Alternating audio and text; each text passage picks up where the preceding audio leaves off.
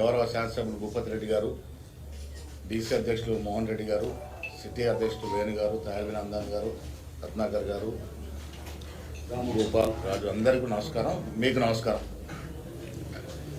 కాంగ్రెస్ ప్రజా ప్రభుత్వం చేస్తున్నటువంటి అభివృద్ధి సంక్షేమ పథకాల పట్ల ప్రజలు జూబ్లీ ఎన్నికల్లో అత్యధిక మెజారిటీ ఇచ్చి గెలిపించడం ద్వారా ఈ రాష్ట్రంలో కాంగ్రెస్ ప్రజాప్రభుత్వం ఇస్తున్న అభివృద్ధి సంక్షేమం పట్ల మేము సంతృప్తిగా ఉన్నామనే సందేశం ఇచ్చినారు. ముఖ్యమంత్రి రేవంత్ రెడ్డి గారు, ఉప ముఖ్యమంత్రి బట్టి విక్రమార్క గారు, మా మంత్రులు, ఎమ్మెల్సీలు, ఎమ్మెల్యేలు, ఎంపీలు, corporation chairmans, party office bearers, ప్రతి కార్యకర్త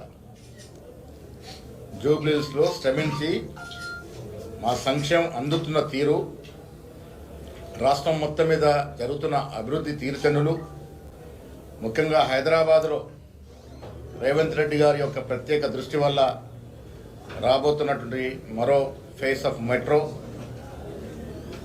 మూసీ సుందరీకరణ,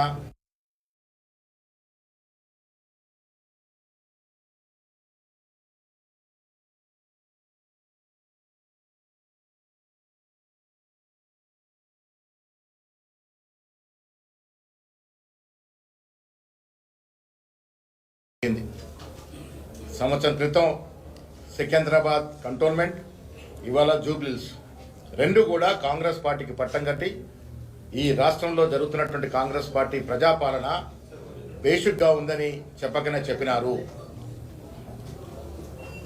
నేను ముఖ్యమంత్రి గారికి ప్రత్యేకంగా ధన్యవాదాలు. పార్టీ తరఫున సంక్షేమం పట్ల, అభివృద్ధి పట్ల వారికి ఉన్నటువంటి శ్రద్ధ, విద్య వైద్యం పట్ల వారికి ఉన్న ఆసక్తి, వారు జరుపుతున్నటువంటి అభివృద్ధి సంక్షేమం బేసిక్గా పోతా ఉంది. ఇవాళ జూబ్లీస్ ఎన్నిక రేపు హైదరాబాద్లో జరగబోయే జిహెచ్ఎంసీ కార్పొరేషన్ జరిగే ఎన్నికకి విజయానికి నాంది. ప్రజలు రేపు జిహెచ్ఎంసీ ఎన్నికల్లో కూడా కాంగ్రెస్ పార్టీకి పట్టం కడతామనే మాట ఇవాళ జూబ్లీస్ ఎన్నికల్లో ఇంత మంచి మెజారిటీ ఇచ్చి చెప్పడం జరిగింది. ఈ ఎన్నికల్లో కూడా ముఖ్యమంత్రి గారు ప్రత్యేక శ్రద్ధ వహించారు.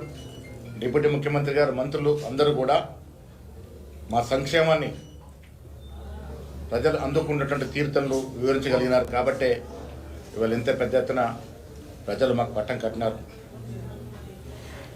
ఈ ఎన్నిక ద్వారా ప్రజలు రెండు సందేశాలు స్పష్టంగా ఇచ్చినారు.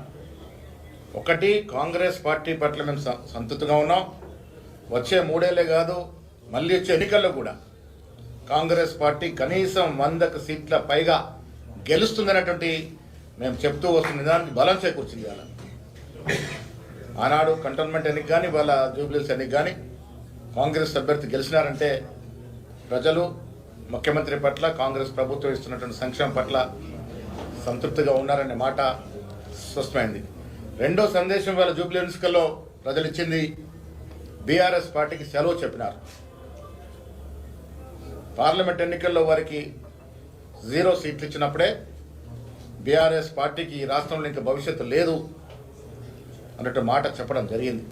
ఇవాళ కూడా జూబ్లీ ఎన్నికల్లో వారు సిట్టింగ్ సీటు ఓడిపోయినారంటే బీఆర్ఎస్ పార్టీకి ఈ రాష్ట్రంలో స్థానము లేదు అని మరొక సందేశాన్ని కూడా ఇవాళ ప్రజలు, జూబ్లీహిల్స్ ప్రజలు ఇచ్చిన తీర్పు ద్వారా అర్థమవుతోంది.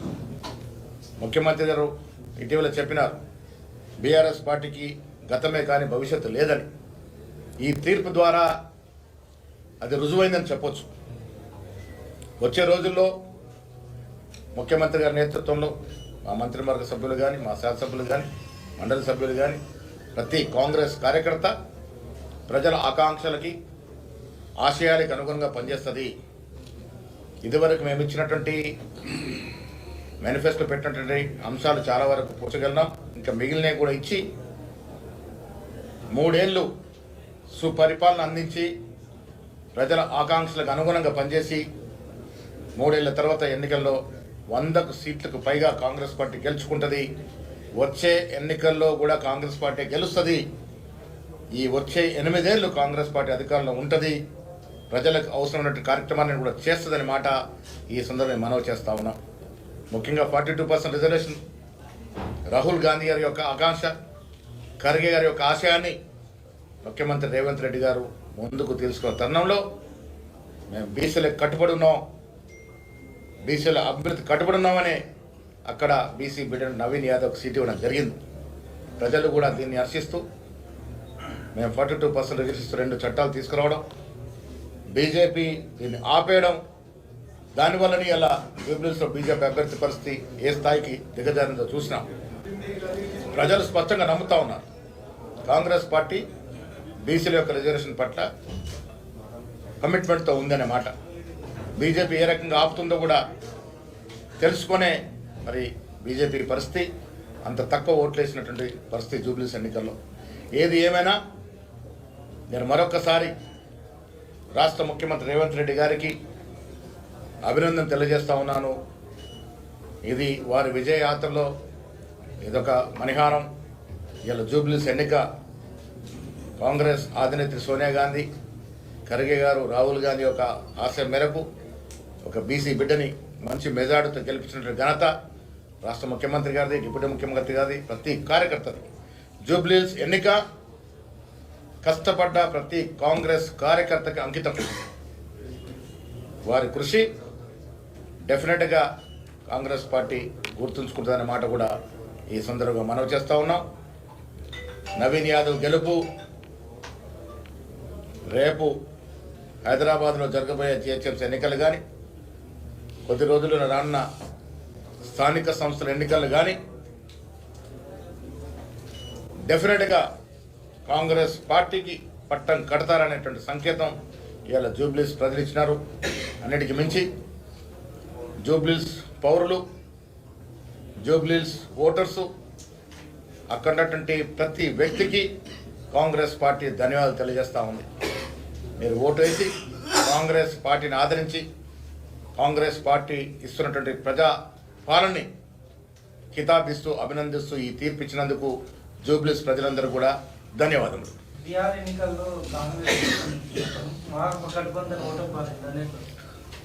అక్కడ కొంత ఆశ ఉండింది, ప్రజలు ఆ రకంగా ఆదరించినారు. కానీ మీకు తెలుసు కేంద్రంలో ఉన్నటువంటి ప్రభుత్వం మరి అక్కడ జరిపినట్టు ప్రచారం కానీ వివిధ కారణాల వల్ల అక్కడ కొంత వెనుకంజలో ఉన్నాం. ఏదేమైనా పూర్తి రిజల్ట్స్ వచ్చిన తర్వాత స్పందిస్తాం.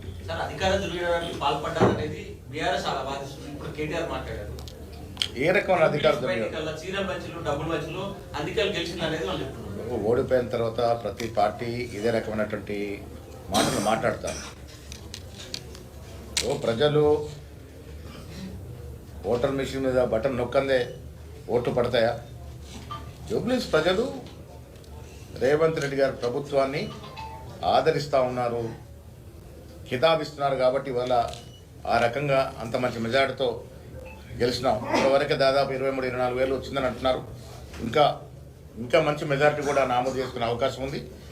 ఇది ప్రజా విజయం. కాంగ్రెస్ పార్టీ ఇస్తున్నటువంటి అభివృద్ధి, సంక్షేమం ప్రజలకు నచ్చింది, ప్రజలు మెచ్చింది. కాబట్టి ఈ విజయం. Thank you. షబీర్ అలీ గారు.